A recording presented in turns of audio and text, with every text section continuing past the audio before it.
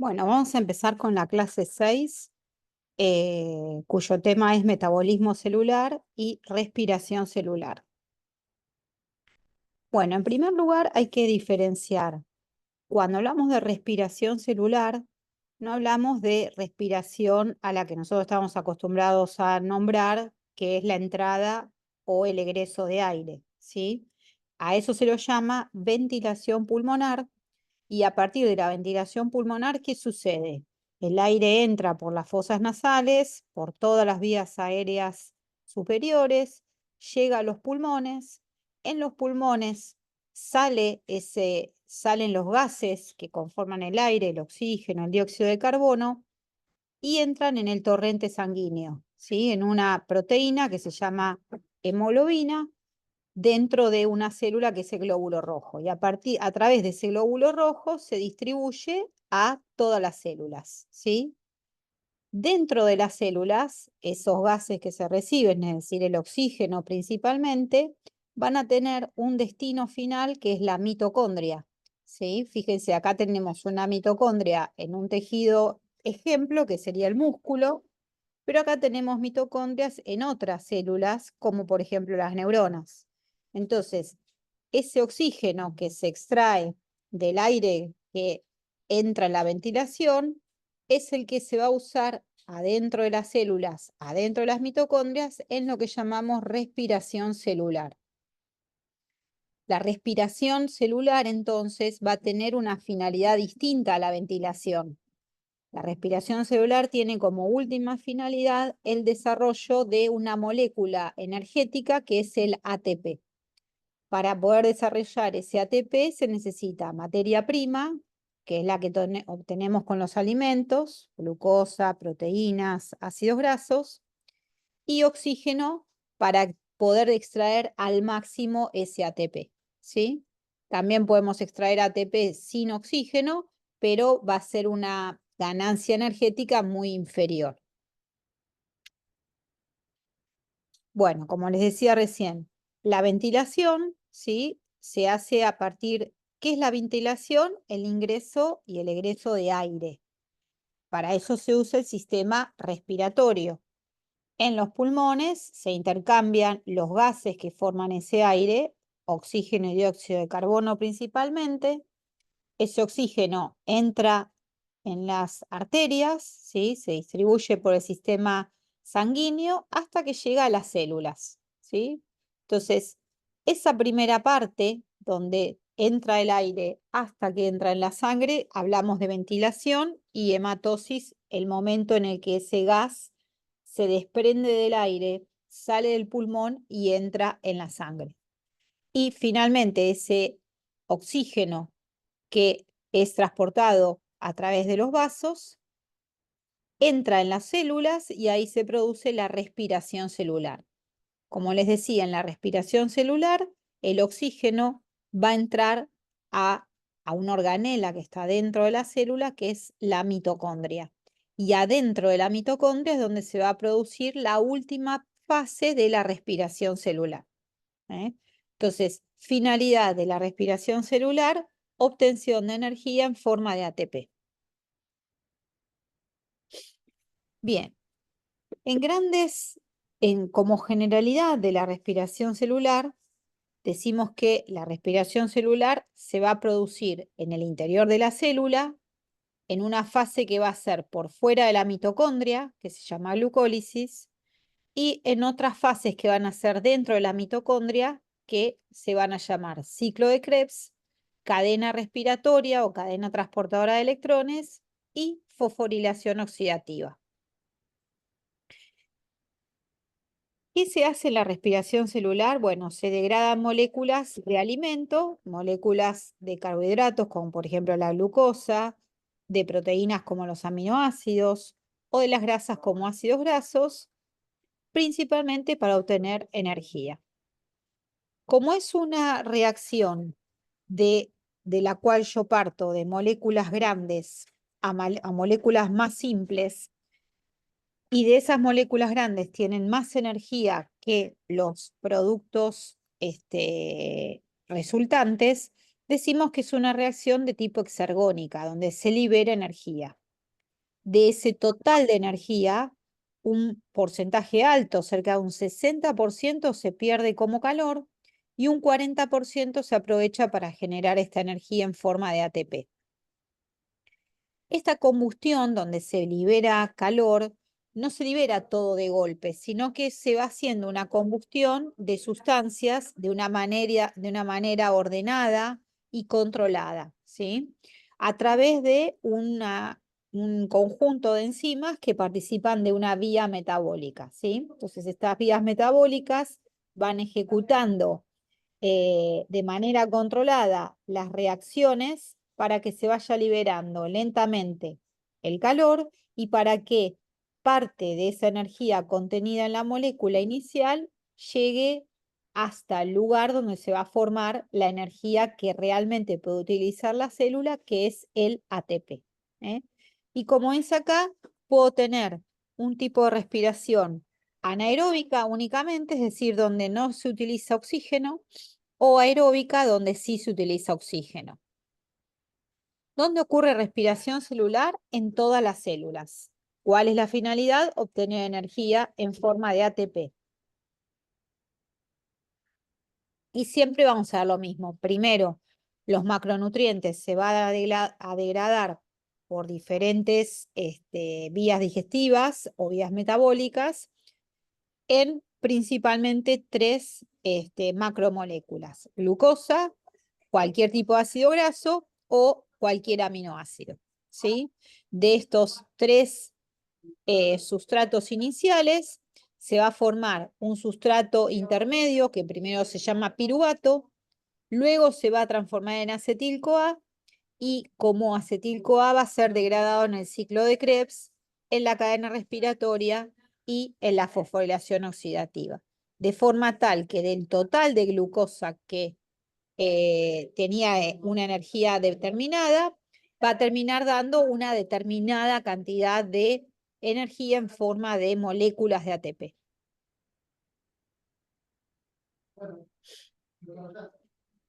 Bueno, vamos a empezar a ver, nosotros dijimos que hay dos tipos de respiración.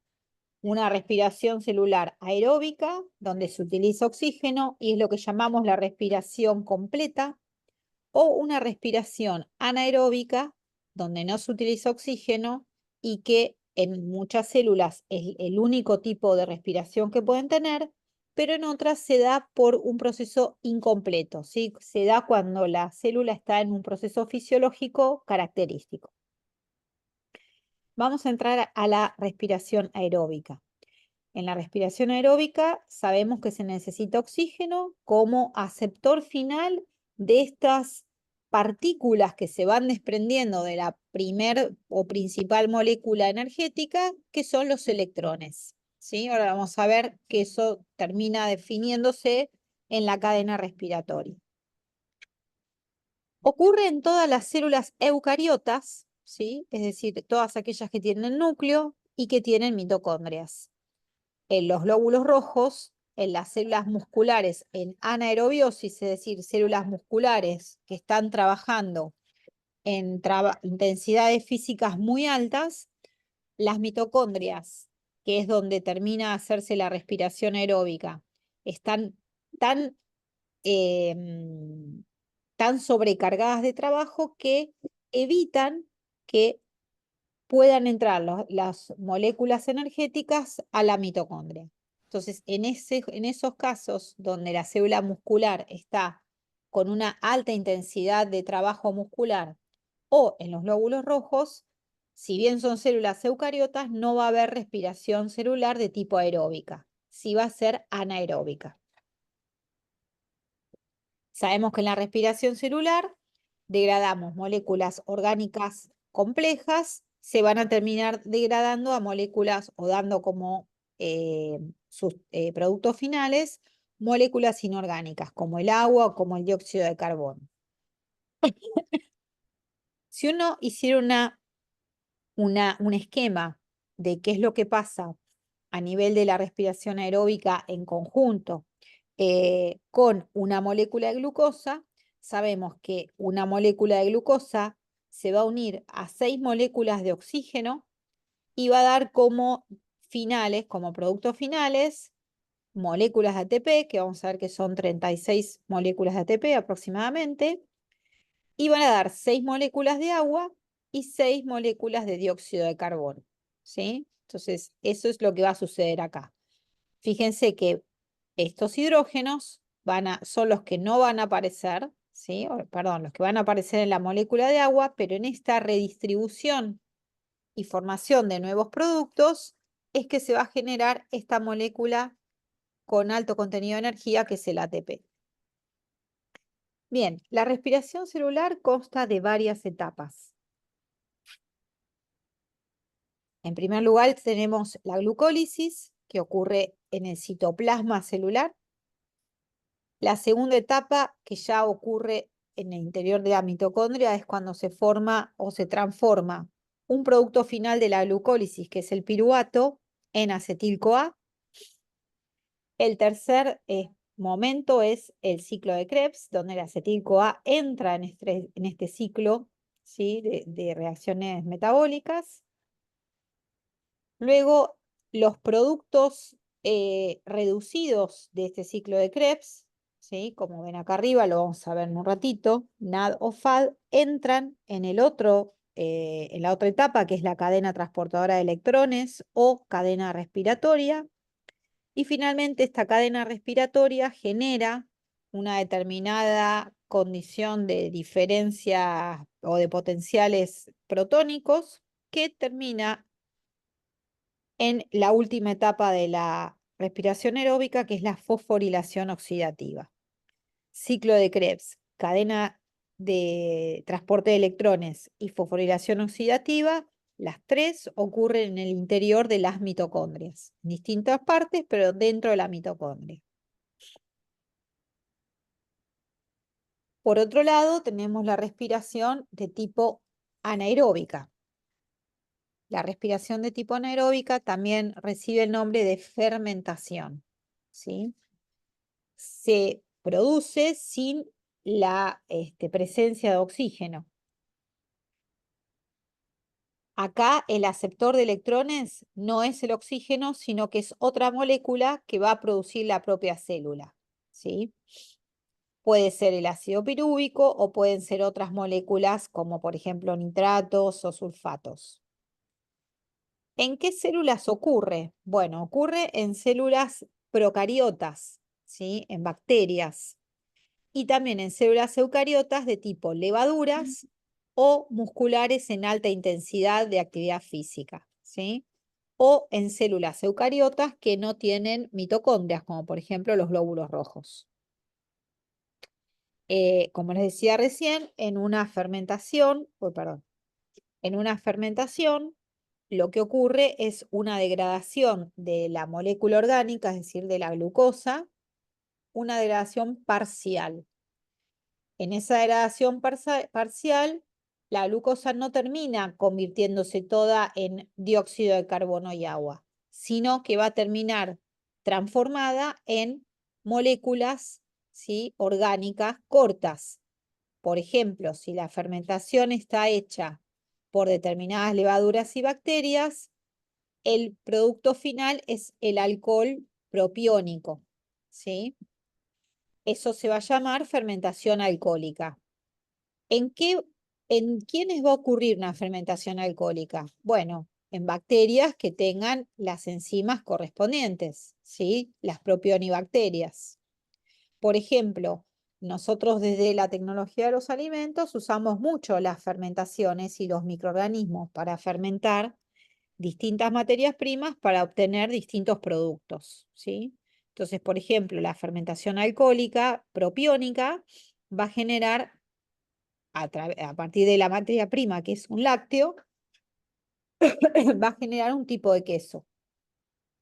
Ahora, la fermentación láctica la hacen bacterias acidolácticas, ¿sí? o lactobacterias, que van a dejar como producto final el lactato, ¿sí? ¿Qué bacterias? Los bacilos, los lactobacilos o los estreptococos. ¿Para qué se usan? Bueno, dependiendo de la materia prima, para hacer yogur o para hacer verduras fermentadas como el chucrut o una salsa de soja.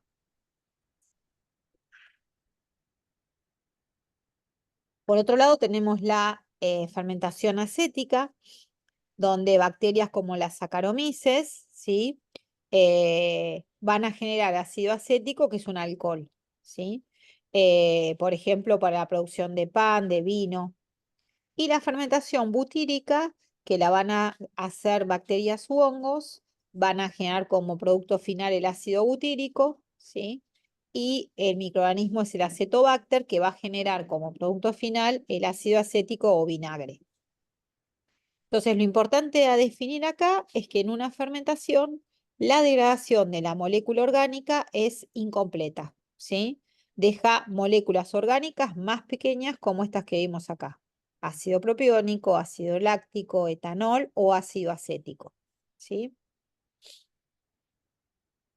Bien, vamos a detenernos ahora, ya nombramos los dos tipos de respiración, como ven acá, de un carbohidrato que es la glucosa. La glucosa hace glucólisis en el citoplasma y de esa glucólisis, ¿sí? Puede, si hay oxígeno, entrar en la mitocondria y si no hay oxígeno, hacer algún tipo de fermentación, ¿sí? Bueno, ¿hasta acá alguna duda, chicos? No, profe. Muy bien. Seguimos entonces con, recuerden, vamos a hablar ahora de las etapas de la respiración celular. Vamos a hablar de esta primera etapa, que es la glucólisis. Y la glucólisis, como ocurre en el citoplasma de todas las células, es una vía común a la respiración aeróbica como la anaeróbica, ¿sí? Es una vía común para ambas. Entonces, como generalidades, podemos decir, se desarrolla en el citoplasma de todas las células, es la vía inicial, el principio de la degradación de la glucosa dentro de una célula y evolutivamente es el mecanismo por el cual se provee de energía a las células de antaño, ¿sí? Desde que los seres vivos comenzaron su evolución.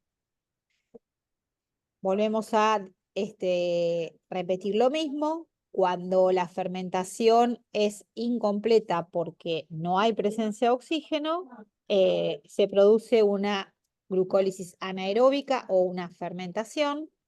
Vimos que hay tipos de fermentación diferentes de acuerdo a la bacteria o a la célula en la cual se esté desarrollando esa fermentación. ¿Y de qué depende? Y bueno, esas células van a tener enzimas diferentes que van a atacar al piruvato y van a generar distintos productos finales, ¿sí? Por ejemplo, la fermentación láctica, como dijimos, el microorganismo va a tener la enzima lactato deshidrogenasa, por lo cual va a tomar el piruvato, que es el producto final de la glucólisis, y lo va a transformar en lactato, ¿sí? Eso puede ser una bacteria acidoláctica que va a formar ácido láctico o una célula muscular que está en un trabajo muy intenso, ¿sí? Lo que llamamos los trabajos anaeróbicos. Si la enzima, perdón, si la célula o la bacteria presenta otro tipo de enzimas, como las piruvatos de carboxilasa, ¿sí? Va a transformar el piruvato finalmente en etanol, con lo cual vamos a usarla para hacer otro tipo de productos. Ahora, si la célula tiene mitocondrias y tiene oxígeno presente en las mitocondrias, lo que va a suceder es que en la primera etapa vamos a tener la glucólisis, igual que en las fermentaciones, hasta formar piruvato. Pero luego ese piruvato va a transformarse en acetil-CoA y va a poder entrar en la mitocondria, donde va a seguir con el resto de las vías de la glucólisis aeróbica, ¿sí? Que es el ciclo de Krebs, la cadena respiratoria y la fosforilación oxidativa. Vamos a ver entonces las fases por las cuales la glucosa se transforma en piruvato o ácido pirúvico, ¿sí? Esa serie de reacciones que transforman la glucosa en ácido pirúvico o piruvato se llaman glucólisis. Recuerden que toda la glucólisis ocurre en el citoplasma, ¿sí? La glucólisis se descompone, digamos, en dos grandes etapas. La primera etapa es esta que vemos acá, sin recuadrar, donde una molécula de glucosa de 6 carbonos termina dando dos moléculas de monosacárido más simple que tienen 3 carbonos cada una, ¿sí?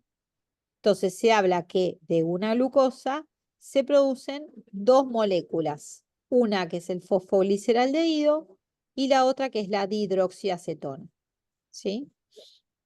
En la segunda etapa, lo que hay es esta dihidroxiacetona se transforma en fosfogliceraldehído, por lo tanto entran dos fosfogliceraldehídos y se va a ir redistribuyendo esta molécula hasta formar como producto final de la glucólisis el ácido pirúvico o el piruvato.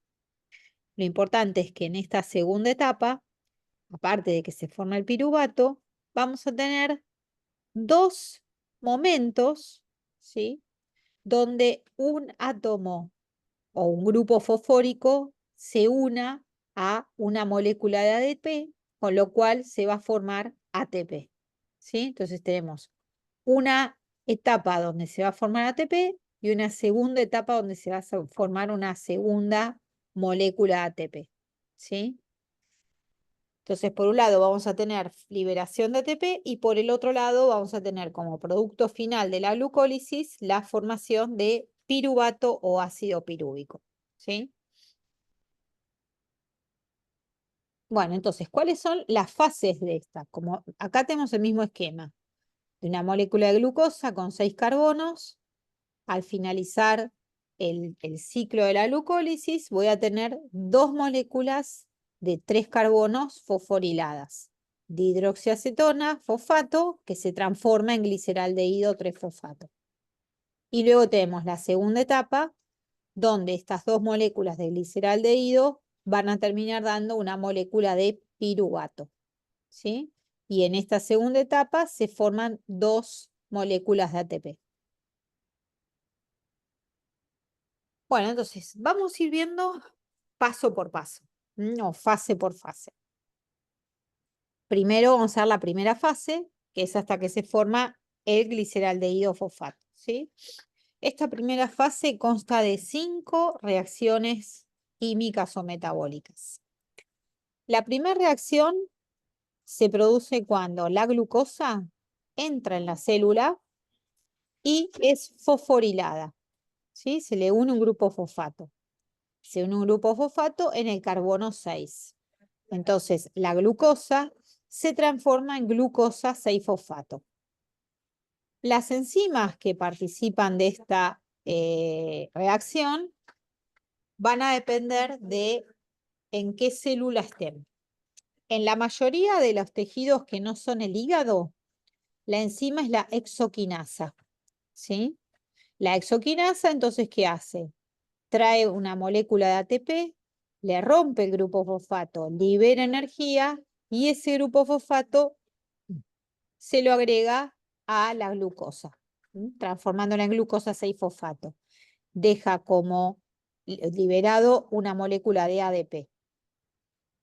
Ahora, si en vez de ser un tejido que está por fuera del hígado, está en el hígado lo que hace es romper generalmente, bueno, si recibe la glucosa afuera, va a tomarla con una exoquinasa.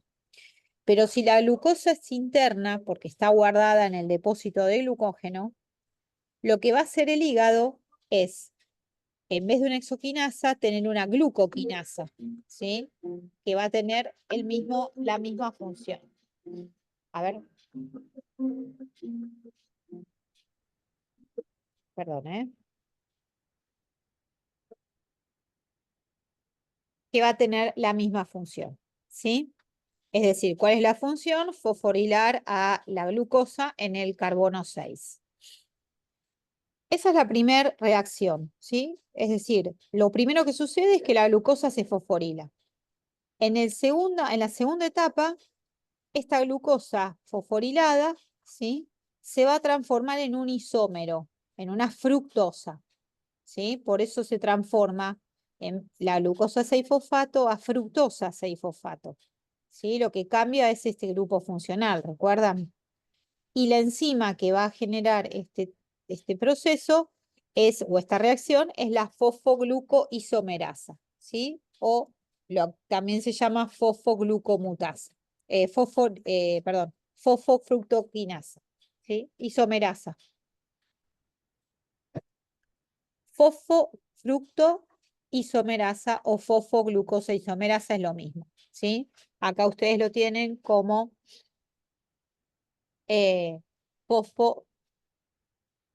Bueno, acá no está escrito, pero sí lo tienen acá en el esquema, ¿sí?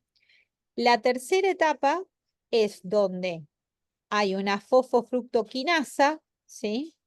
Que es la que va a fosforilar por segunda vez a la fructosa 6-fosfato. Fíjense, en esta oportunidad, la enzima fosfofructoquinasa, siempre que hablamos de quinasas, fosforilan, ¿sí? Fíjense, acá era una exocinasa o exoquinasa, fosforiló, le sacó a un ATP el grupo fosfato, uno de los grupos fosfato. A ver, perdón, voy a cortar un minuto que me están llamando y es importante. Bueno, entonces, haciendo un pequeño repaso, estamos viendo las fases de la glucólisis. La fase, entonces, la 1 consiste en fosforilar a la glucosa a partir de la exoquinasa o la glucoquinasa, ¿sí? O a partir de la fosforilasa, que es otra enzima que es capaz de fosforilar a la glucosa, ¿sí? Si la glucosa proviene de glucógeno. Siempre que hay una fosforilación, implica que por lo menos una molécula de ATP suelta uno de los 3 fosfatos para que ese grupo fosfato se una a la molécula en cuestión, ¿sí? Y deja como resultado una molécula de ADP con 2 fosfatos en vez de 3. Obviamente en este pasaje se necesita, esa energía se desprende, ¿sí? Se pierde. El segundo pasaje es esta glucosa 6-fosfato por una fosfoglucosa isomerasa, digamos, modifica su grupo funcional aldehído a un grupo cetona y se transforma en el isómero fructosa 6-fosfato, ¿sí? En la tercera reacción, por una fosfofructoquinasa, se vuelve a fosforilar la molécula con otra molécula de ATP y el grupo fosfato se le une al carbono 1. Como ustedes ven, tiene en el carbono 1 un grupo fosfato, en el carbono 6 otro grupo fosfato y la molécula queda bastante simétrica. ¿Por qué? Porque el acto siguiente, ¿sí? En la reacción 4, la fructosa bifosfato o aldolasa rompe esta molécula en 2 moléculas de 3 carbonos, ¿sí? Bastante semejantes. Esta entonces fructosa 1,6-difosfato se va a romper en la dihidroxiacetona fosfato y en el gliceraldehído fosfato, los dos productos de la primera fase. Esta primera fase, para finalizar, digamos, la dihidroxiacetona fosfato, que en realidad es un isómero de gliceraldehído, por una isomerasa también, se transforma en gliceraldehído 3-fosfato. Es decir, que al finalizar la glucólisis de una molécula de glucosa con 6 carbonos, terminamos teniendo 2 moléculas de gliceraldehído fosfato, ¿sí? Con 3 carbonos. O sea, seguimos teniendo 6 carbonos, pero ahora dividido en 2 moléculas de gliceraldehído fosfato. Cuando ustedes ven acá arriba fíjense que la o digamos, bastantes enzimas de esta primera fase utilizan como cofactor un mineral, el magnesio, ¿sí? El magnesio o el manganeso. Entonces, fíjense por qué es tan importante el consumo de minerales y de vitaminas, ¿sí? Que son las que van a actuar como cofactores de enzimas en todas las reacciones que vamos a ir viendo, ¿sí? Y cuando ustedes ven acá RI o RR, significa que la reacción es perdón, la reacción es irreversible, es decir, no va para atrás, o en el caso de la formación de fructosa 6-fosfato, esta reacción sí es reversible, ¿sí? O sea, de la fructosa 6 puedo volver a la glucosa 6 porque la fosfoglucosisomerasa actúa en ambas direcciones, pero sin embargo, la fosfofructoquinasa, no es reversible, ¿sí? Es una de las, vamos a ver que esta es una de las reacciones que limita la inversa de estas etapas. Bueno, acá seguimos viendo lo que vimos recién, ¿sí? La fosforilación de la fructosa 6-fosfato cuando pasa a fructosa 1,6-bifosfato, ¿sí? Lo que les decía que es una reacción irreversible, utiliza un ATP. Y finalmente, como la aldolasa divide a esta molécula de 6 carbonos en 2 moléculas de 3 carbonos. Entonces, en resumen, de una molécula de glucosa, al finalizar la primera fase, tenemos 2 moléculas de gliceraldehído 3-fosfato, ¿sí? Gliceraldehído 3-fosfato o fosfogliceraldehído es lo mismo, 3-P-gal. Ahí termina la primera fase de la glucólisis. ¿Dudas? Por ahora ninguna, profesora. Muy bien. Seguimos entonces ahora con la segunda fase. Tengan en cuenta que esta segunda fase, si bien nosotros vamos a poner lo que sucede con un gliceraldehído fosfato, tengan en cuenta que es por 2, ¿sí? Porque se generaron 2 gliceraldehídos fosfato, ¿sí? Bien, en esta segunda fase, la sexta reacción, digamos, es cuando el gliceraldehído o los gliceraldehídos 3-fosfatos se oxidan y, es decir, si se oxidan, pierden hidrógenos y, y pierden, ¿sí? Un grupo de los, perdón, y se oxidan, ¿sí? En esta oxidación, entonces, ingresa. Recuerden que si una molécula se oxida, es decir, pierde hidrógenos, otra se tiene que reducir. ¿Quién se va a reducir en este caso? Una coenzima o un cofactor, ¿sí? Que va a estar en la célula, que es el NAD o el nicotinamida difosfato, ¿sí? Esta nicotinamida difosfato es la que va a tomar los 2 hidrógenos que se pierden en la reacción. ¿Quién los perdió? El gliceraldehído fosfato, ¿sí? Entonces, al gliceraldehído fosfato se le quitan 2 hidrógenos y además se le suma un nuevo grupo fosfato, ¿sí? Por eso se fosforila y aparte se oxida.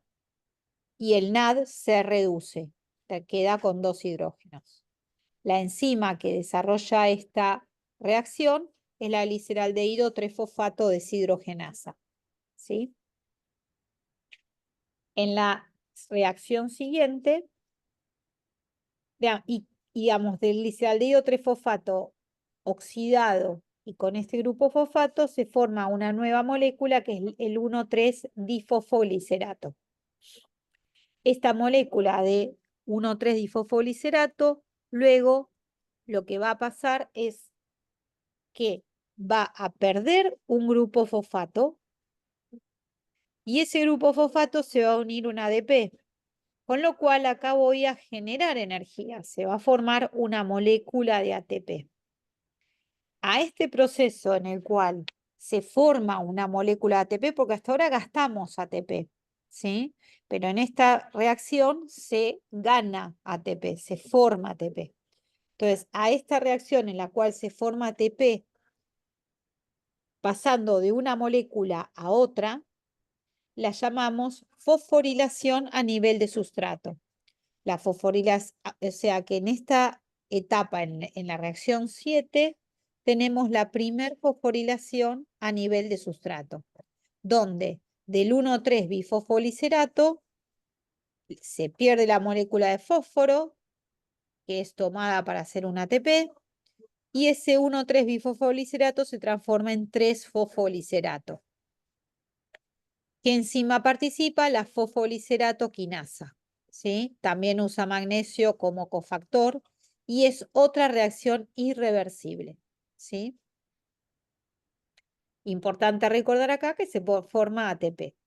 Luego viene una redistribución de átomos dentro de la molécula, ¿sí? Donde el grupo fosfato se pasa del carbono 3 al carbono 2, ¿sí? Por eso se transforma en 2-fosfoliserato con una mutasa. Y luego, por este 2-fosfoliserato, se transforma, pierde una molécula de agua, ¿sí? Lo tenemos en la siguiente. Ese 2-fosfoliserato pierde una molécula de agua por una enolasa, se transforma en enolpiruvato en primer lugar, ¿sí? Que es una molécula que dura muy poquito, que rápidamente se transforma en fosfoenolpiruvato.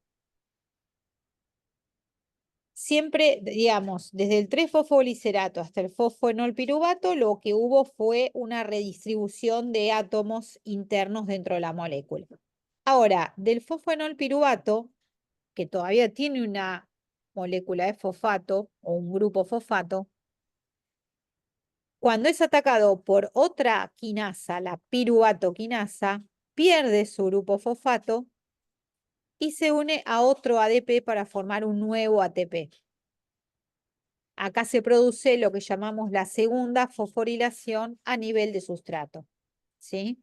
Cuando el fosfoenolpiruvato, por la enzima piruvato quinasa, pierde su grupo fosfato y lo toma un ADP para formar ATP. Como producto final de esta glucólisis, termina quedando desarrollado el piruvato, ¿sí? Pero ¿cuántas moléculas de piruvato quedan definidas en esta última o en esta segunda fase? ¿Cuántas se están formando moléculas de piruvato?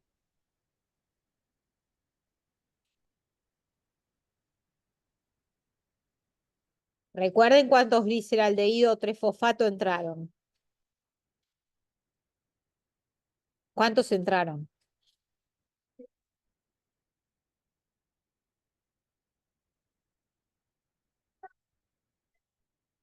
Entraron 2, ¿sí?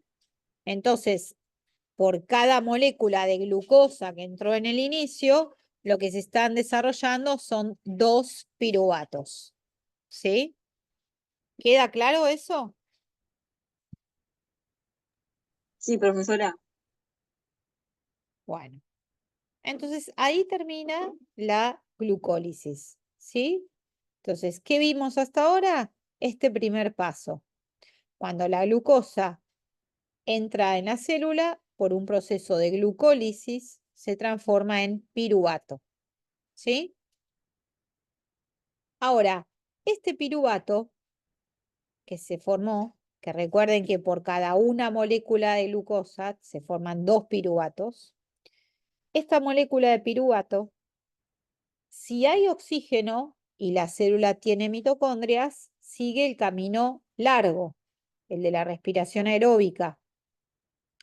Pero si no hay oxígeno o la célula no tiene mitocondrias, entra en la fermentación anaeróbica, formando o lactato, o etanol, o butirato, ¿sí? Dependiendo qué tipo de célula sea la que está metabolizando la glucosa, ¿sí? Entonces recuerden, el piruvato en presencia de oxígeno sigue la respiración celular entera, pero si falta oxígeno, entra en cualquiera de las vías de fermentación que vimos antes, acética, alcohólica, láctica, ¿sí? U otra.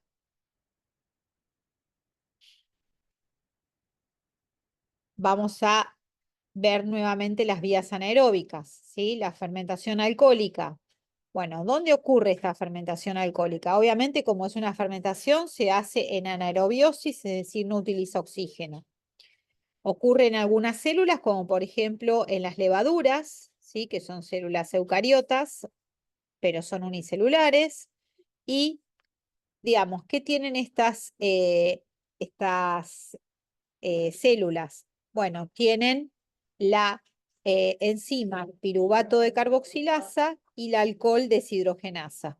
Entonces, estas dos moléculas de piruvato, primero por la piruvato de carboxilasa, van a perder dióxido de carbono, es decir, pierden un carbono, y formando el acetaldehído. Y este acetaldehído, luego por deshidrogenación, ¿sí? Perdón, por el alcohol deshidrogenasa se hidrogenan, se forma un alcohol, ¿sí? Que es el etanol. ¿Eh? Entonces, esta reacción no generó ni ganancia ni pérdida de ATP, pero el ATP que se había ganado viene de la primera parte, antes que se forme el piruvato. ¿Cuántos ATP se formaron? En realidad se formaron 2 para cada gliceraldehído, es decir, que se formaron 4. Pero como gasté 4 en la primera etapa, la ganancia neta son 2 ATPs. Por eso se dice que la fermentación alcohólica o láctica, ¿sí? Tiene como ganancia neta de energía 2 ATPs, ¿sí? Y se liberan como productos NAD reducidos. ¿En qué proceso se usa o ocurre fermentación alcohólica? Bueno, cuando se desarrollan bebidas fermentadas alcohólicas, como por ejemplo el vino, ¿sí? En el vino, las bacterias van a degradar la glucosa, perdón, las levaduras van a degradar la glucosa hasta el momento en el cual ya no haya más glucosa.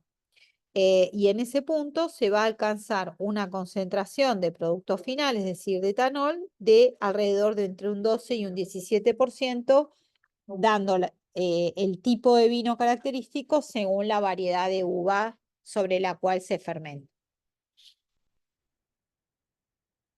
Bueno, la otra vía de fermentación es la láctica, ¿sí? Donde se forma lactato o ácido láctico. Lo mismo que la anterior, no utiliza oxígeno, se desarrolla en el citoplasma, ¿sí?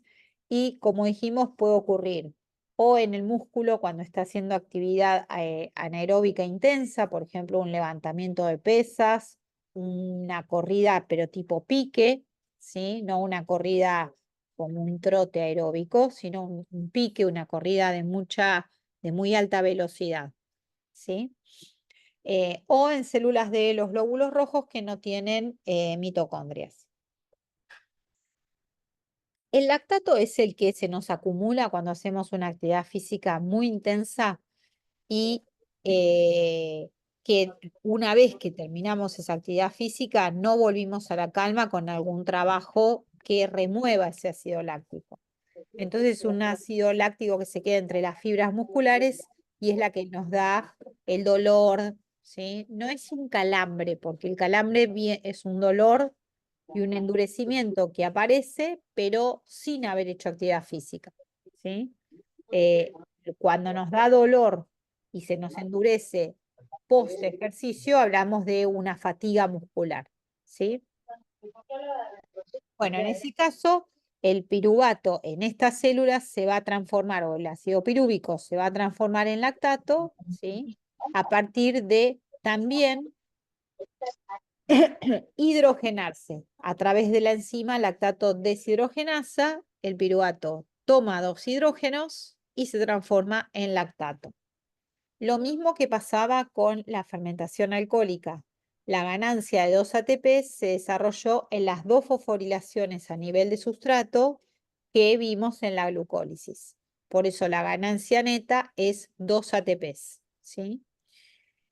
¿Qué sucede? En nuestro músculo, si nosotros entramos en una actividad anaeróbica intensa, formamos lactato, ¿sí? ¿Por qué? Porque nuestras mitocondrias están saturadas de ácidos pirúvicos o de piruvatos que entraron anteriormente por la propia actividad, entonces no pueden ingresar. Como no pueden ingresar, lo que hace el cuerpo es ese ácido láctico, ¿sí?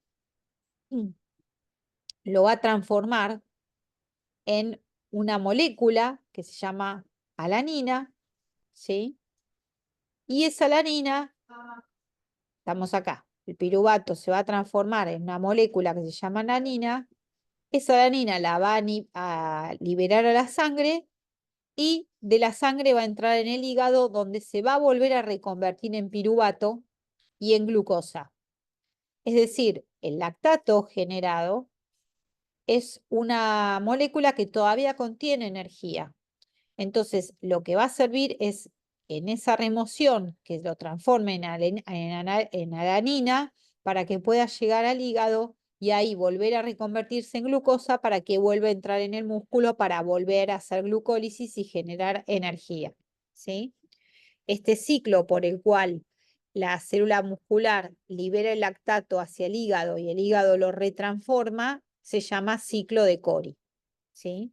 Justamente es para remover el lactato de los tejidos.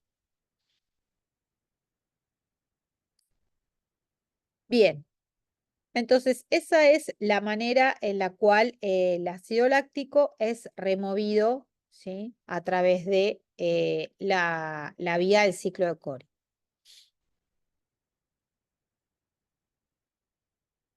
Ahora, cuando lo que se dice es lo siguiente, cuando el músculo está en alta actividad y se empieza a transformar en lactato porque no puede entrar dentro de la mitocondria, ese lactato, o sea, el piruvato se transforma en lactato para poder salir de la célula, ¿sí? En el ciclo de Cori y volver a ingresar como glucosa. Esto asegura la continuidad de la glucólisis. ¿Por qué? Porque si el piruvato se acumulara y no pudiera irse a ningún lado, la glucosa descendería y el piruvato no serviría como fuente de energía, porque no puede ingresar en la mitocondria, ¿sí? Entonces, que ese piruvato se reconvierta en otra sustancia y esa sustancia a su vez vaya y restituya la glucosa, permite la continuidad de la glucólisis, ¿sí? Bien, dejamos la respiración anaeróbica y vemos ahora la respiración aeróbica. Nosotros dijimos que el piruvato en la respiración aeróbica va a entrar en el ciclo de Krebs, es decir, va a entrar en la mitocondria, se va a transformar en acetil-CoA y luego ese acetil-CoA va a entrar en el ciclo de Krebs. Pero recuerden lo siguiente, de las, de las reacciones de la glucólisis se formaron coenzimas reducidas, NADH. Tenemos NADH, ¿sí?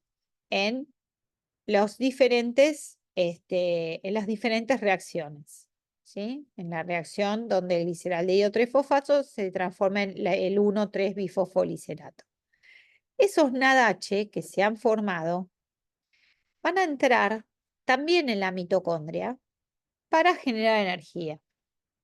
Entonces, esos NADH van a ingresar en la mitocondria, no como NADH, porque no pueden, sino que se van a tener que transformar en algún producto que sí pueda atravesar las membranas mitocondriales, sobre todo la interna. ¿En qué productos se van a transformar esos NADH? Bueno, se pueden transformar, ¿sí? En glicerol fosfato, a través de la lanzadera glicerol fosfato, se vuelven a transformar en glicerol fosfato, este atraviesa la membrana mitocondrial y luego dentro de la membrana mitocondrial se vuelve a reconvertir para liberar esos hidrógenos y unirlos a un FAD, ¿sí? Que está oxidado. Ese glicerol se vuelve a restituir y sale nuevamente para tomar otro NADH. El otro, digamos, la otra vía por la cual los NADH son ingresados a las mitocondrias es a través de la lanzadera malato-aspartato, ¿sí? Se van a transformar en una molécula de malato, va a pasar al interior de la membrana interna de la mitocondria, se va a transformar en el aspartato en malato, el malato va a ingresar en el ciclo de Krebs, liberando, ¿sí?, ese NADH y volviendo a restituirse en aspartato para volver a tomar otro NADH, ¿sí? Son dos lanzaderas. ¿A qué se llama lanzadera? A justamente que este NADH se transforme en una sustancia que pueda atravesar la membrana interna de la mitocondria y pueda dejar ese NADH del otro lado, pueda dejar esos hidrógenos del otro lado.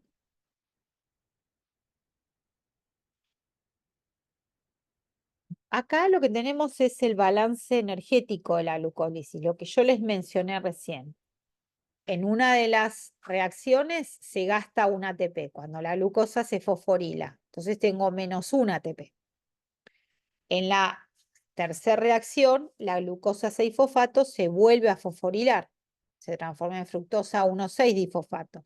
Se gasta otro ATP, es decir, que gastó 2 ATPs.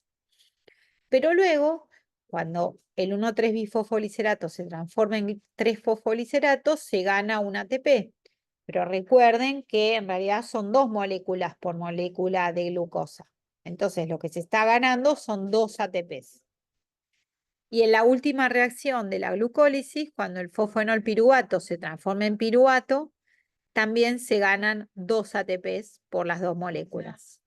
Entonces, si hago la suma, -2 ATPs más 4 ATPs, me termina dando una ganancia neta de 2 ATPs por glucólisis, ¿sí?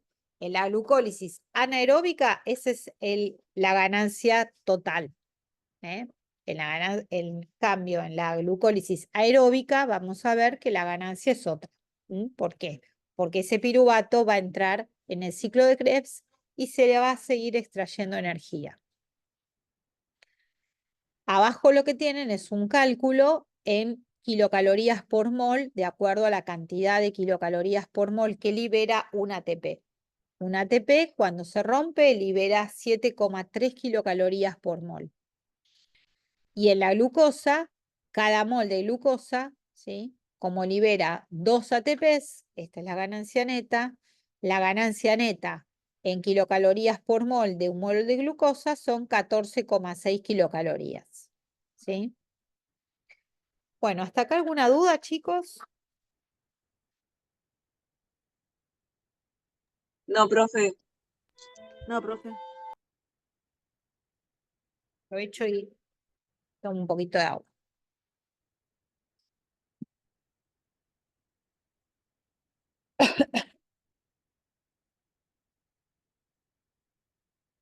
Lo que sigue a continuación es, cuando hablamos de la respiración celular, directamente aeróbica, ¿sí? Recuerden que, esperen, que estamos, recuerden lo siguiente, cuando en la glucólisis nos quedaba como producto final 2 piruvatos, vimos que ese piruvato podía hacer fermentación anaeróbica, transformándose en etanol o en lactato. Pero si hay presencia de oxígeno y las mitocondrias están liberadas, el piruvato entra en la vía de la respiración aeróbica, ¿sí? Entonces lo que vamos a ver ahora es esta vía, el piruvato ingresando en la mitocondria. Bueno, en primer lugar vamos a caracterizar a la mitocondria. Ustedes recuerdan que lo vimos en la clase de organelas. La mitocondria es una organela que está formada por una membrana externa lisa, bastante permeable, una membrana interna muy plegada, esos pliegues se los llaman crestas, que es una membrana muy selectiva. No deja pasar cualquier sustancia. Es muy selectiva en el pasaje de sustancias. Esta membrana interna tiene repliegues que se los llaman crestas. Y es en estas crestas, fíjense acá abajo, donde se van a ubicar diferentes tipos de enzimas a través de los cuales va a ir pasando los productos intermedios desarrollados de la glucólisis y del ciclo de Krebs para ir generando al final estas moléculas de ATP que se desprenden a partir del metabolismo de la glucosa, ¿sí? Entonces, la mitocondria tiene una membrana externa lisa, una membrana interna plegada que forma crestas, un interior de esas membranas que se llama matriz mitocondrial. En la matriz mitocondrial tengo todas las células que son representadas por estas bolitas verdes, ¿sí? Todas las enzimas que tienen por finalidad desarrollar el ciclo de Krebs, o sea, todas las enzimas del ciclo de Krebs, y también tiene ADN mitocondrial, ¿sí? Es un ADN que le permite a la mitocondria fabricar sus propias enzimas, principalmente. Y en la membrana interna, ¿sí? Bordeando o por la parte interna, pegaditas a la membrana interna de la membrana mitocondrial, tenemos enzimas, que son las que van a formar parte de la cadena respiratoria y la fosforilación oxidativa. Entonces, lo que dice acá es esto. Las enzimas del ciclo de Krebs están en la matriz mitocondrial, acá adentro. Mientras que en las membranas de las crestas están las enzimas, ven que se ve como si fuese esto todo punteado. Esas serían las enzimas que están en la membrana interna y que participan de la cadena respiratoria y de la fosforilación oxidativa.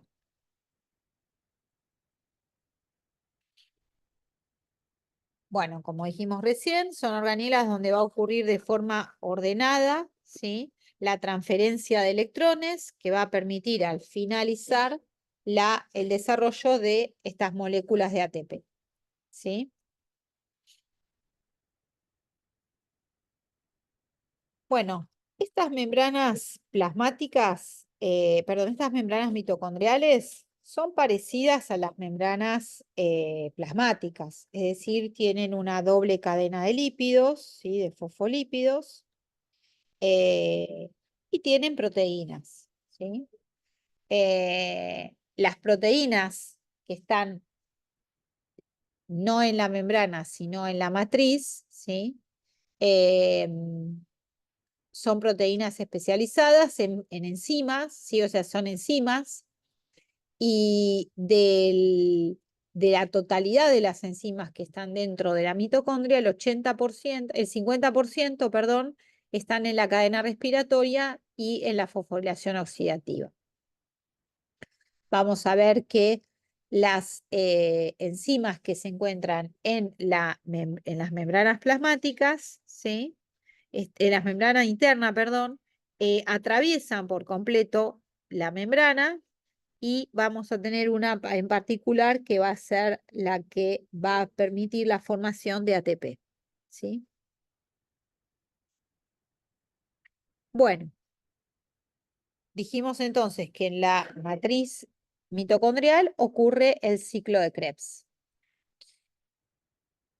Para que el ciclo de Krebs funcione, el ciclo, como ustedes saben, es un ciclo metabólico, es un conjunto de reacciones donde el sustrato inicial termina siendo el sustrato final, ¿sí? Porque se repite el ciclo, por eso es un ciclo.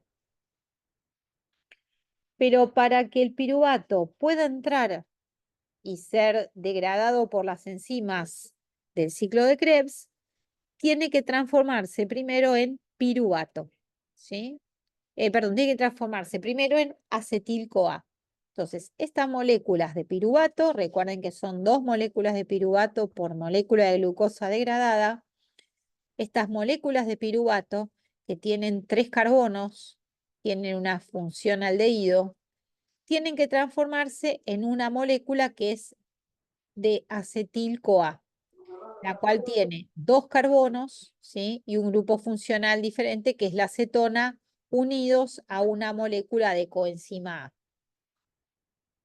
Este pasaje de piruvato a acetil-CoA se llama oxidación del piruvato.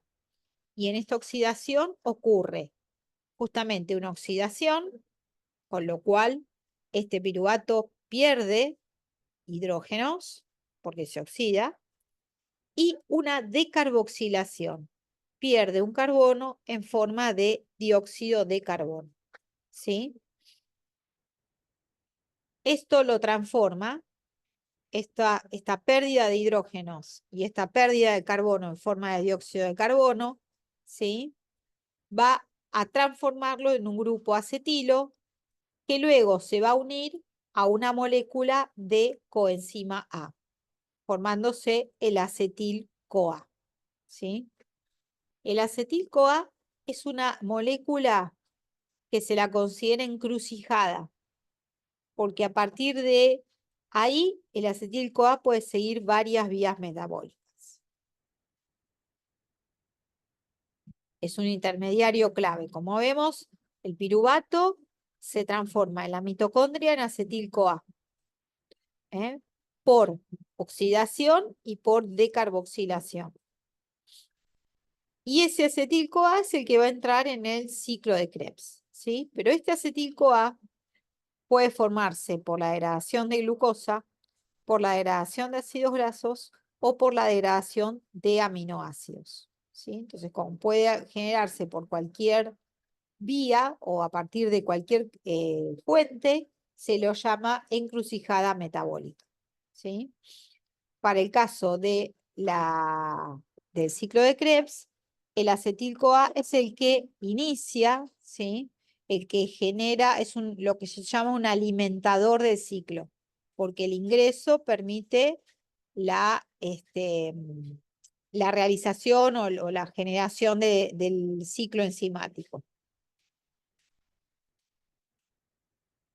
Bien, entonces, ¿cuándo empieza o cuándo empezamos a estudiar el ciclo de Krebs? En realidad el ciclo es un ciclo, con lo cual un sustrato se transforma en producto y así sucesivamente hasta que el último producto termina dando el primer sustrato, ¿sí? Esa es la idea de un ciclo. Lo que va a pasar en el ciclo de Krebs es que ingresa una molécula de 2 carbonos, el acetil-CoA, se une con una molécula, ¿sí?, de 4 carbonos, que es el oxalacetato, y forma una molécula de 6 carbonos, el citrato. ¿Cuál es la enzima que participa acá? La citrato sintetasa. El citrato luego inicia una serie de reacciones químicas durante las cuales esta molécula se sigue oxidando, ¿sí? Es decir, sigue perdiendo hidrógenos, que por supuesto los va a tomar un NAD o un FAD, y va a seguir un reordenamiento de átomos de carbono hasta que en algún momento, en el pasaje 4, esa molécula de 6 carbonos vuelve a perder en forma de dióxido de carbono 2 carbonos, ¿sí?, para restituir finalmente un oxaloacetato de 4 carbonos. Como balance final, vamos a tener que 2 moléculas de NAD y una molécula de FAD, perdón, 3 moléculas de NAD y una molécula de FAD se van a reducir, o sea, van a tomar hidrógenos que pierden las moléculas del ciclo de Krebs. Entonces, esos van a ser uno de los productos del ciclo de Krebs intermedios. Acá tenemos el ciclo de Krebs, donde vamos viendo que en la primera reacción el oxaloacetato de 4 carbonos se une al acetil-CoA y forma el citrato de 6 carbonos. Este citrato pierde agua y se transforma en cisaconitato, que vuelve a recuperar agua. Cuando pasa de isocitrato a alfa-cetoglutarato, se produce una oxidación del producto, por lo tanto una reducción del NADH, que estos NADH van a ir al ciclo de, perdón, a la respiración a la cadena respiratoria. Y acá se va a perder un dióxido de carbono, con lo cual esta molécula de 6 carbonos pasa a un alfa-cetoglutarato de 5. Este alfa-cetoglutarato pierde nuevamente un dióxido de carbono y también se oxida y reduce a un NAD, con lo cual se transforma en succinil-CoA. El succinil-CoA pierde un grupo fosfato que lo toma un GDP y ese succinil-CoA se transforma en succinato, ¿sí? Perdiendo la coenzima A. Luego este succinato se transforma en fumarato, dejando una molécula reducida de FADH. Perdón. Del fumarato se transforma en malato y del malato nuevamente en oxaloacetato, también con la generación de un NAD reducido. Acá lo importante para definir cuál va a ser la energía obtenida va a tener que ver con la cantidad de NAD y de FAD que se forman. Si yo les pregunto acá en este gráfico, ¿cuántos NAD reducidos se formaron? ¿Cuántos NAD?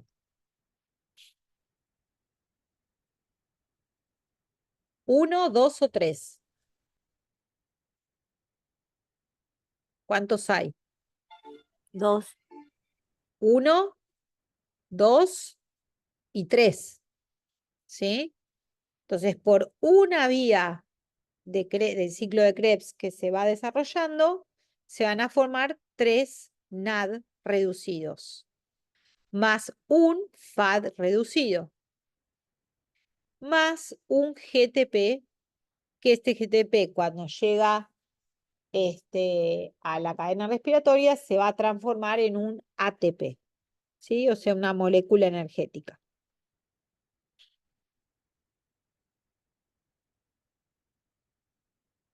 Entonces,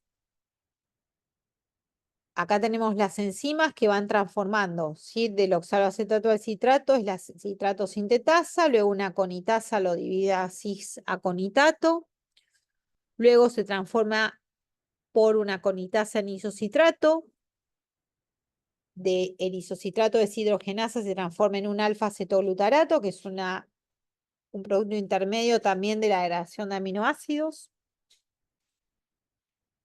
Del alfa-cetoglutarato, por una decarboxilación se pierde dióxido de carbono, es decir, carbono en forma de gas, y un NAD reducido. De este succinil-CoA se transforma en succinato y se gana una molécula de GTP que se transforma en una molécula de ATP. Del succinato al fumarato se va a reducir, pero un FAD, y de fumarato al malato se incorpora agua, y de malato al oxaloacetato se termina de formar el tercer NAD reducido. Es decir, que una vuelta completa del ciclo de Krebs me va a dar de ganancia 3 NAD reducidos, un FAD reducido, ¿sí? Estos NAD y FAD me van a dar 8 átomos en total, ¿sí? 8 átomos de hidrógeno en total, que luego en la cadena respiratoria y fosforilación oxidativa se van a transformar en ATP. Entonces, la ecuación global es, gasté 3 NAD, gané 3 NADH, gasté un FAD, gané un FADH, y una coenzima sulfidrilo A, ¿sí? Bien, entonces eso sería el balance del ciclo de Krebs, ¿sí? Recuerden que este balance de tener los 3 NADH, el FADH, se da por 2, porque la molécula de glucosa tenía 2 triosas.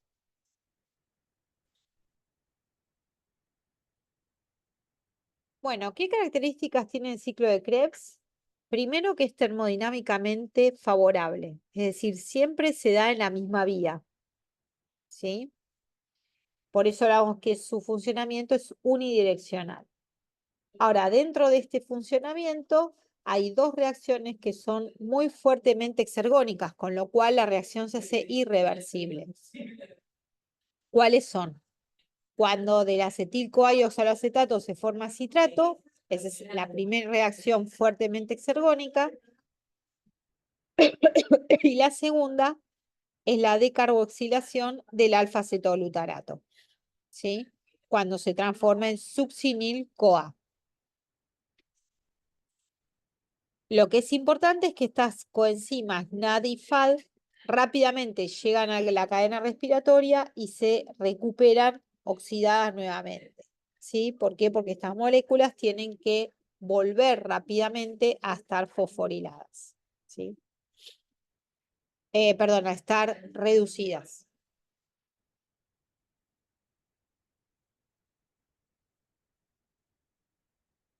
Bueno, entonces, ¿cuál es el balance energético del ciclo de Krebs? Recuerden, esto tómenlo como una regla. Cada NAD reducido que entra en la cadena respiratoria genera 3 ATPs. Cada FAD que genera en la cadena respiratoria genera 2 ATPs. Y el GTP que se genera se va a transformar en ATP 1 a 1. ¿Sí?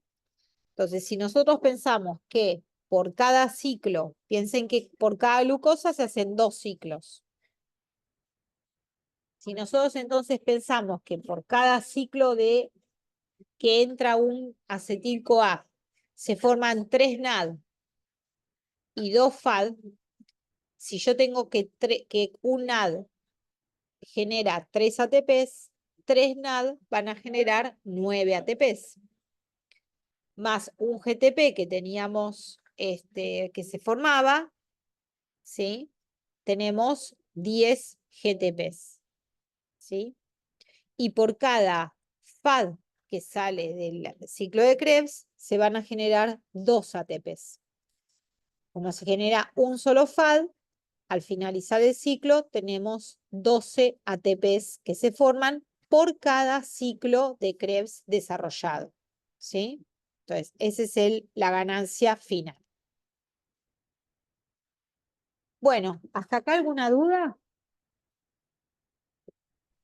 No, profesora. ¿Vienen entendiendo? Sí, profe. Tengan en cuenta que no se les van a tomar los nombres de las enzimas, ¿sí?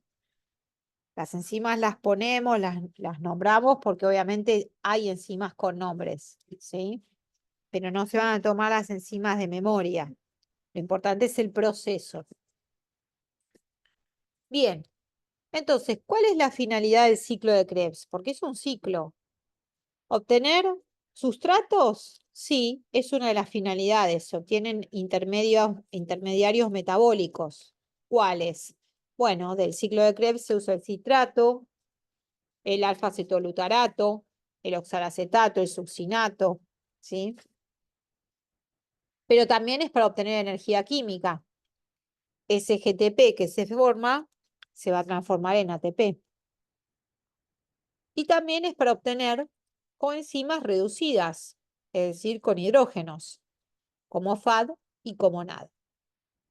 Estos también van a seguir el camino para formar ATP, pero también se pueden utilizar con otros fines, ¿sí?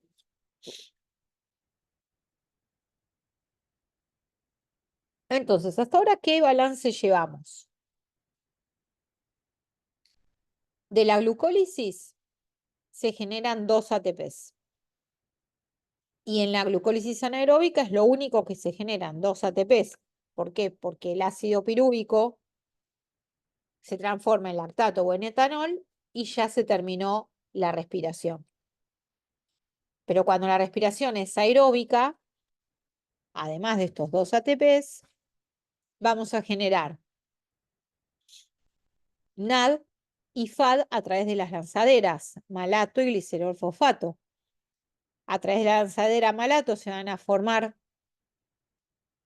3 ATPs, ¿sí? Por la liberación de un NAD reducido.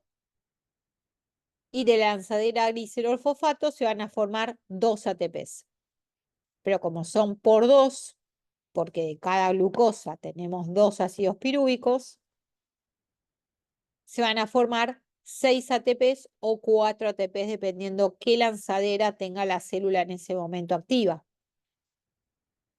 Luego, cuando el piruvato se transforma en acetil-CoA, también se liberan un NAD, con lo cual se generan 3 ATPs por piruvato, digamos, o por acetil-CoA, con lo cual la cantidad final de ATPs es 6. Y como vimos recién en la cadena respiratoria, en cada ciclo o cada acetil-CoA que entra genera 12 ATPs, con lo cual el producto o balance final de una molécula de glucosa entera por ciclo de Krebs es 24 ATPs. Entonces, si sumamos, tenemos los 2 ATPs de la glucólisis, más, supongamos, los 6 ATPs del malato. Acá tenemos 8, más 6 ATPs del pasaje de piruvato a acetil-CoA. Es decir, 8 y 6 tenemos 14. ¿Sí? Y si esos 14 se le suman los 24 del ciclo de Krebs, tenemos los 38 ATPs. ¿Sí? ¿Y los 36 de dónde surgen? A ver si se dan cuenta.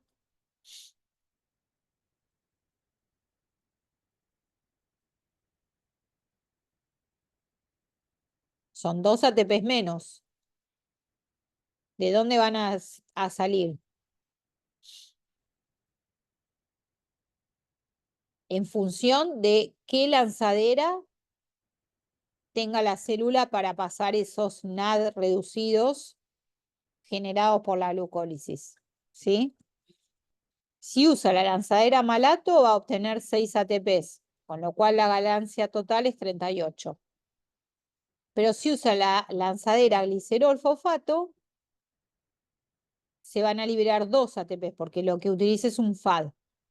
Entonces voy a tener una ganancia de 36 ATPs al final.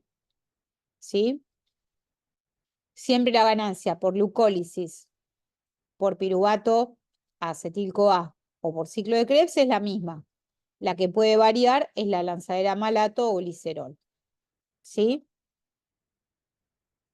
¿Queda claro eso? Sí, profe. Ahora, estos 38 ATPs, ¿cuántas calorías en energía calórica nos dan? Bueno, nosotros sabemos que un mol de moléculas de ATP libera 7,3 kilocalorías por molécula, ¿sí? O por mol de moléculas.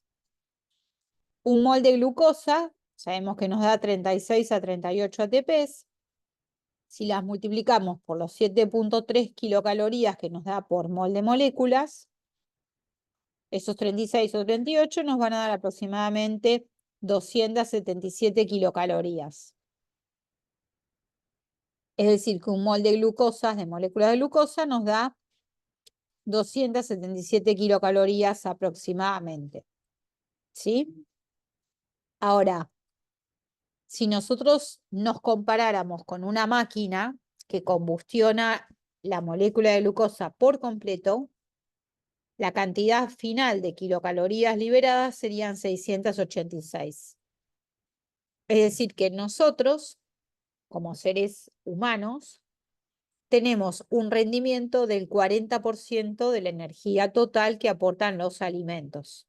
¿Sí? ¿Por qué?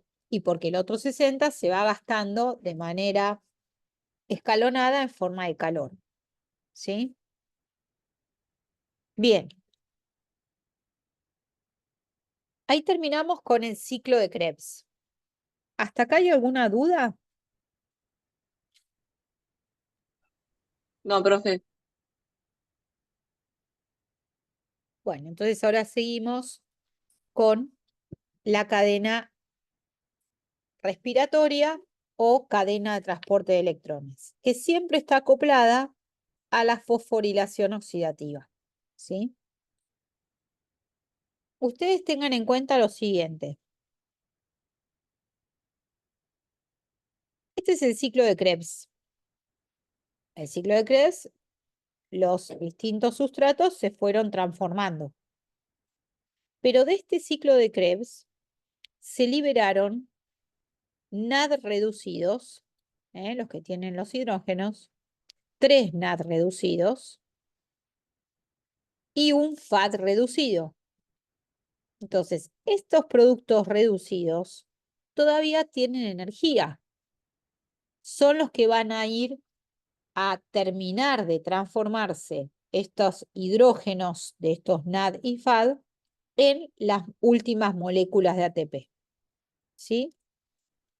Entonces, lo que les dice acá es, esos hidrógenos que vienen de los sustratos del ciclo de Krebs, pero que son transportados por los NAD y por los FAD, van a ser transferidos de forma gradual a grupitos de enzimas que van a comportarse como aceptores, ¿sí?, de esos hidrógenos.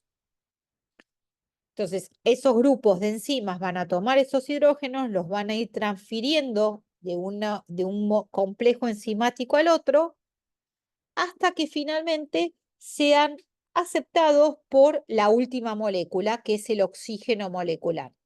Ahí es donde se utiliza el oxígeno y por eso hablamos de cadena respiratoria, porque es la utilización final que se le da al oxígeno que nosotros respiramos a través de la ventilación. Entonces, finalmente, esos hidrógenos, que los vamos a llamar equivalentes de reducción, van a llegar al último aceptor, que es el oxígeno molecular, para formar ATP y agua. ¿Sí? ¿Dónde ocurre la cadena respiratoria? ¿Dónde están estos complejos enzimáticos? Metidos adentro de la membrana interna mitocondrial. ¿Sí? Estos conjuntos de enzimas son 5 complejos proteicos. ¿Sí? Los primeros 4 son complejos enzimáticos, que reciben un nombre, y el quinto complejo enzimático es un conjunto, ¿sí?, o una enzima formada en realidad el quinto complejo es una enzima formada por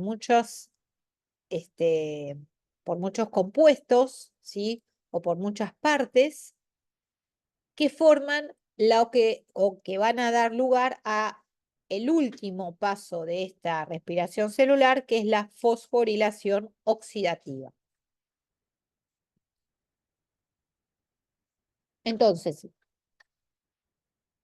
fíjense, estos dibujos me están representando la membrana interna mitocondrial. Ustedes pueden ver la flecha, ¿no?, cuando yo la muevo. ¿La ven esta, chicos? Sí, profe. Sí, sí, profe. Bien. Entonces, en este dibujo yo tengo este dibujito de membrana, que es la membrana interna mitocondrial. Esta es la membrana externa de la mitocondria y por fuera está el citoplasma. Y acá adentro está la matriz mitocondrial. ¿Sí? Lo mismo me muestra este dibujo. Tengo dibujada la membrana interna de la mitocondria. Acá tengo el espacio intermembrana, que es este. Y lo que no tengo dibujada acá es la membrana externa. ¿Sí? La parte de adentro es la matriz mitocondrial. Entonces, ¿dónde ocurre esta cadena respiratoria o cadena transporte? En la membrana interna. ¿Sí? ¿A través de quiénes? De estos complejos enzimáticos, que acá están representados como un cuadrado o como con una forma medio redondeada. Entonces, los complejos de la cadena respiratoria tiene 1, 2, 3, 4 complejos enzimáticos. 1, 2, 3, 4. ¿Sí? Que ahora los nombramos con un número: complejo 1, complejo 2, complejo 3 y complejo 4. Pero internamente ese complejo tiene varias enzimas, ¿sí?, y grupos metálicos que la constituyen. Además de tener estos 4 complejos, también tienen dos grupos, ¿sí? O dos moléculas que se mueven a lo largo de la membrana interna. Por eso esas dos moléculas se las llaman portadores móviles de electrones, porque se mueven a lo largo de la membrana. Estas dos moléculas que forman parte de la cadena respiratoria, que se mueven y que no son parte de los complejos, se llaman la primera coenzima Q y la segunda citocromo C. ¿Sí? Entonces, ¿de qué está formada la cadena respiratoria? De 4 complejos enzimáticos que se encuentran insertos dentro de la membrana mitocondrial interna y 2 portales móviles, la coenzima Q y el citocromo C. ¿Sí? ¿Dudas hasta acá? No, no, profe. Bien. Entonces, ahí tenemos de qué está compuesta la cadena. Ahora vamos a ver qué pasa en esta cadena. Ustedes piensen lo siguiente. Estos NADH traen, o FADH, ¿qué traen? Traen dos hidrógenos. El NAD trae dos hidrógenos y el FAD trae dos hidrógenos. ¿Sí? Ahora, esos hidrógenos, si yo les pregunto según la tabla periódica, cada hidrógeno, ¿cuántos protones tiene? ¿Cuál es el número atómico del hidrógeno?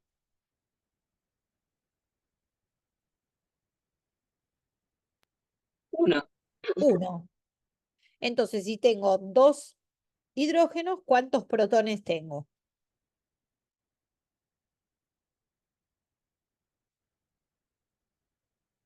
Si un hidrógeno tiene un protón, dos hidrógenos, ¿cuántos protones tiene?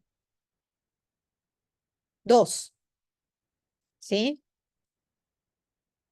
¿Y cuántos electrones tiene ese hidrógeno? Si es un hidrógeno neutro.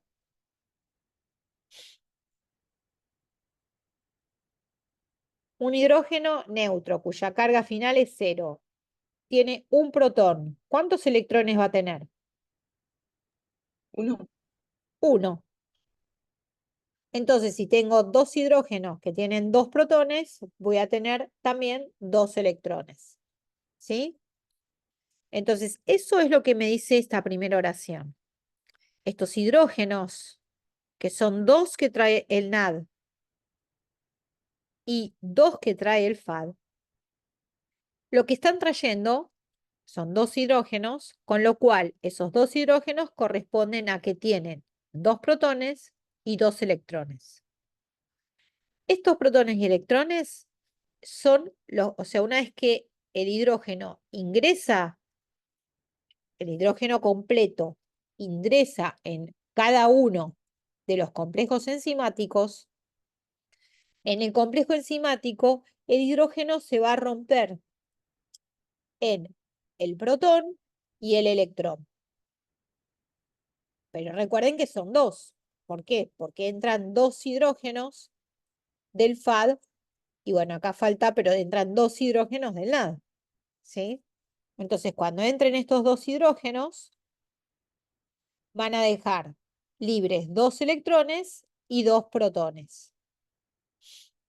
En la medida que estos, digamos, se rompen en hidrógenos y protones, perdón, en protones y electrones. Esos protones, en la medida que van pasando por los distintos complejos enzimáticos, hay unas bombas de protones que los tiran afuera de la matriz mitocondrial. Los hidrógenos van a ir quedando en el espacio intermembrano. Mientras que los electrones de esos hidrógenos van a ir pasando, ¿sí? Y oxidando y reduciendo a los complejos enzimáticos que forman parte de la cadena respiratoria, ¿sí?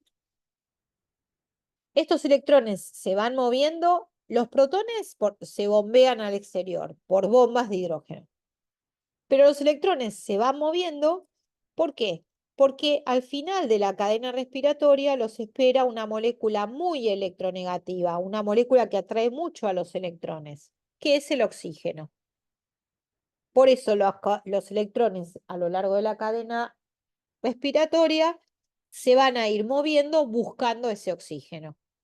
¿Sí? En eso consta la cadena respiratoria. Electrones que se van moviendo hasta el oxígeno y protones. Ambos, recuerden que electrones y protones se originan de los hidrógenos que trajeron el NAD y el FAD del ciclo de Krebs. ¿Sí? Entonces, ese es el movimiento que ocurre en la cadena respiratoria.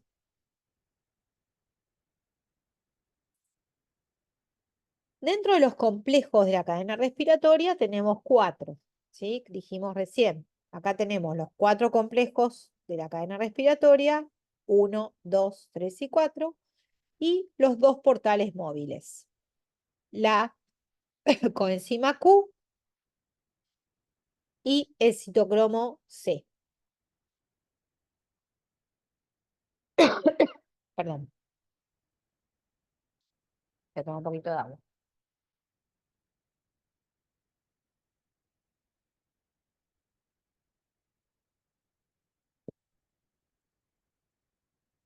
El complejo 1 es un complejo, acá se nota bien, ¿sí? Los hidrógenos del NAD entran por el complejo 1, saltean el complejo 2 y los electrones van a ir hacia la coenzima Q y los protones son liberados al espacio intermembrana. Los hidrógenos del FAD entran en el complejo 2, no en el 1.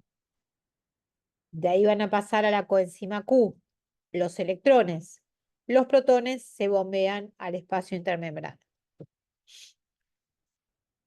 Luego, de la coenzima Q pasan al complejo 3, del complejo 3 pasan al citocromo C, del citocromo C al complejo 4, los electrones, parte de los protones que vayan entrando se van a ir también bombeando, y del complejo 4 esos electrones van a salir para buscar a este átomo tan electronegativo que es el oxígeno molecular, ¿sí? Media molécula de oxígeno.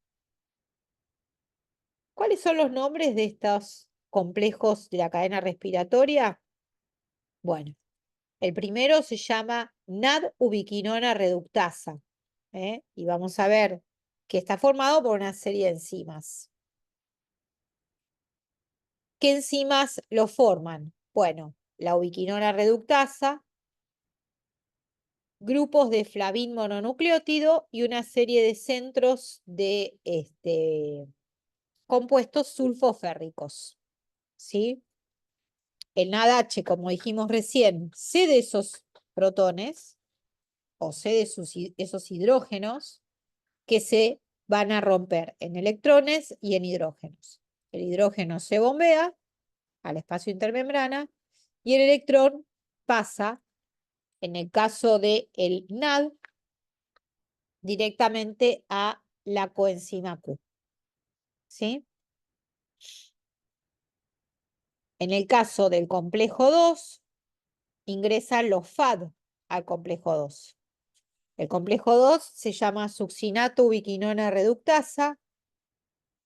Tiene una molécula de FAD justamente para captar esos hidrógenos y 3 grupos sulfoférricos. Algunos sustratos, como por ejemplo el succinato o el acetil-CoA, pueden ser oxidados por este complejo enzimático, ¿sí? Los electrones que se liberan en esas oxidaciones van a pasar también, como los del NAD, a la coenzima Q. La coenzima Q, ¿sí?, que es esta amarilla, se mueve, por eso hablamos que es un portal móvil. No está unida a ninguna proteína, sino que se desplaza libremente por la cadena lipídica de la membrana mitocondrial interna, ¿sí? Una vez que se desplaza, en el complejo 3, que hay otra bomba de protones, se liberan protones al exterior y los electrones quedan en el complejo 3. Este complejo 3 se llama ubiquinona citocromo C reductasa. Está formada por citocromos y por hemoproteínas, ¿sí? Que son proteínas con compuestos con color, ¿sí? Pigmentados. Obviamente, cada uno de los complejos tiene mayor capacidad de aceptar electrones, ¿sí? Bien, este complejo 3 tiene 3 tipos de proteínas pigmentarias o citocromos. El citocromo B566, el B562 y el citocromo C, ¿sí? Y una sustancia sulfoférrica. Los electrones que entraron en el complejo 3 luego son tomados por el segundo portal móvil, que es el citocromo C, ¿sí? El citocromo C directamente es una hemoproteína, ¿sí? Formada, o sea, hemoproteína porque tiene un grupo hemo asociado y aparte tiene un átomo de hierro. El citocromo C se encuentra pegado, si bien está en la membrana interna de la membrana mitocondrial, se encuentra del lado más externo, ¿sí? Hacia el espacio intermembrana. Esos electrones que son tomados, ¿sí? Por el citocromo C, luego van a pasar al complejo 4. En el complejo 4 está la citocromo oxidasa. También está formada por citocromos, pero otros, el A y el A3, y tienen un átomo metálico como el hierro, ¿sí? Los electrones que salgan de este complejo enzimático van a ser recibidos directamente por el oxígeno, pero van a poder unirse al oxígeno una vez que todos estos hidrógenos que fueron, porque piensen que lo que se libera son electrones, y los electrones solos, si se juntan al oxígeno, van a dar un radical libre, una sustancia oxidativa. Lo que sucede es que esos electrones en algún momento van a tener que volver a reunirse con los protones que se eyectaron hacia el espacio intermembrana para volver a formar el hidrógeno y para que el hidrógeno se una con el oxígeno formando agua, ¿sí? Eso va a suceder, todos estos protones que se enviaron al espacio intermembrana van a volver a entrar a la matriz mitocondrial a través de el complejo 5 o la fosforilación oxidativa, ¿sí? La fosforilación oxidativa ocurre a través del complejo enzimático 5, ¿sí? Como ven acá, los dos protones van a tener que unirse a los dos electrones para formar el hidrógeno, para que se pueda juntar con el agua. Entonces, ¿qué es la fosforilación oxidativa?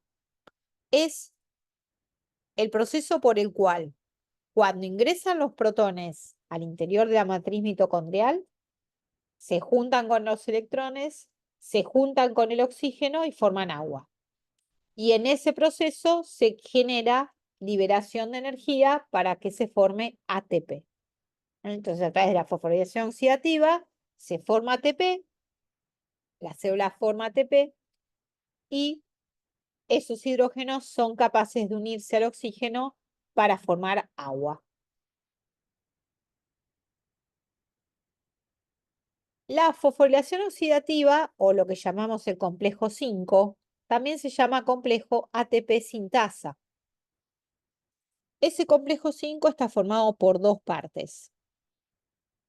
Una parte que está salida hacia la matriz mitocondrial, que sería esta, o en la que está arriba en el dibujo abajo, que es el complejo F1 o el dominio F1, que está formado por 9 subunidades, ¿sí? Subunidades alfa, beta, gamma, estas 9 subunidades, ¿sí? O perdón, estas subunidades alfa y beta forman esta cabeza que está salida de la membrana mitocondrial interna. Está salida hacia el interior de la matriz, ¿sí? A su vez, estas 9 porciones de enzima van a unirse a la otra parte de la enzima, que es el dominio F0, a través de un tallo formado también por 3 subunidades. Y finalmente, la forma, el dominio F0 está formado por también una serie de subunidades proteicas, ¿sí? Que forman un tallo o un tronco a través del cual van a pasar los electrones, perdón, los hidrógenos, los protones, que vuelven del espacio intermembrana al interior de la matriz mitocondrial. Esto es ir muy al detalle. Si ustedes recuerdan que la ATP sintetasa es donde se forma ATP, es más que suficiente. Ahora, en algunos libros ustedes van a ver a la ATP se la puede llamar sintasa o sintetasa, o sintasa y sintetasa es lo mismo. Pero también hay otro término que es la ATPasa. Bueno, ¿en qué se diferencia una de otra? Si la F1 está unida a la F0, forman ATP. ¿Por qué? Porque cuando se unen, los hidrógenos entran a la matriz mitocondrial. Entonces, cuando están unidas, F0 y F1 se la llama ATP sintetasa o sintasa. ¿Por qué? Porque va a formar ATP. Ahora, cuando estos dominios están separados, se lo llama ATP-asa y lo que va a actuar, lo que va a hacer es romper el ATP dentro de la matriz mitocondrial, ¿sí? Entonces tiene una doble función. Bien. El mecanismo por el cual se explica esta creación de ATP se llama hipótesis quimiosmótica o quimiosintética. ¿Qué dice esta teoría? Dice que los protones que se liberaron o que se bombearon hacia el espacio intermembrana generan un gradiente eléctrico. ¿Por qué? Porque en el espacio intermembrana voy a tener una gran cantidad de carga positiva, mientras que del lado interno voy a tener una carga negativa, porque quedaron todos los electrones. Entonces, esta gran diferencia de potencial electroquímico, este gradiente electroquímico, va a generar que en algún momento estos protones vuelvan a querer entrar a la matriz por una diferencia de gradiente. Cuando entran, si los dominios F1 y F0 están unidos, estos protones van a pasar por el complejo 5 y van a generar energía suficiente para unirse a los electrones para formar hidrógeno y al medio oxígeno para formar agua.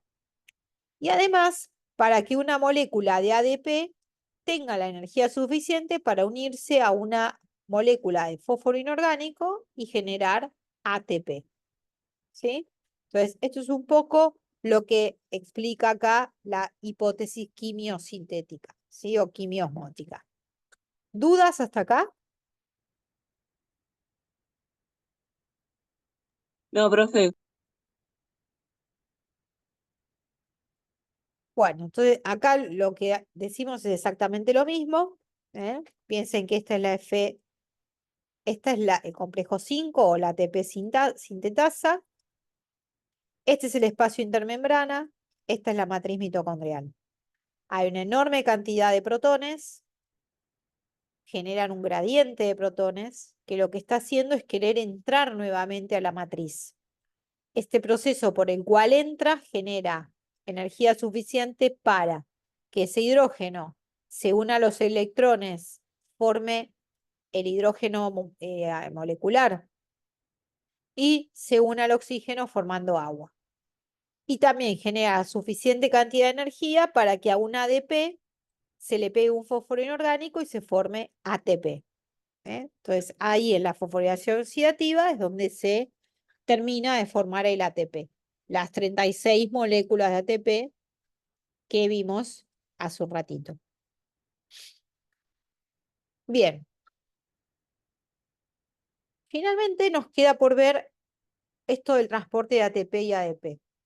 Nosotros sabemos que el ATP se está formando dentro de la matriz mitocondrial. Pero ese ATP que se forma en la matriz tiene que salir porque va a ser usado en todas las reacciones metabólicas de todo el cuerpo, ¿sí? Entonces, tiene que haber una bomba que bombee este ATP, una bomba que va a ser un transporte activo, justamente porque es una bomba, va a gastar energía para liberar ese ATP generado en el interior de la matriz hacia los lugares donde se necesita. Por otro lado, para que el ATP se genere adentro de la matriz, no alcanza con que yo tenga el gradiente de protones que quiere entrar. También tengo que tener ADP y fósforo inorgánico. Es decir, que en la matriz, también por transporte activo, van a entrar el ADP y el fósforo inorgánico. Estos pasajes estos pasajes de ADP y de fósforo inorgánico hacia adentro de la matriz, o la salida del ATP de la matriz hacia el resto de la célula, ¿sí? Se hace a través de moléculas translocadoras que son diferentes. Hay una molécula translocadora para el grupo fosfato y hay una molécula translocadora de ADP y ATP. Pero son todas moléculas de tipo bombas, es decir, hacen transporte activo y gastan energía. Se estima que un 25% de la energía generada en forma de ATP en las mitocondrias, un 25% de esa energía total se utiliza para estos pasajes, ¿sí? O sea que ahí ya tenemos un gasto de energía metabólico, ¿sí? Y última cosa que quiero que les quede clara cuando empecemos a ver después metabolismos y demás más grandes. Como producto final de la cadena respiratoria y la fosforilación oxidativa se genera ATP y agua.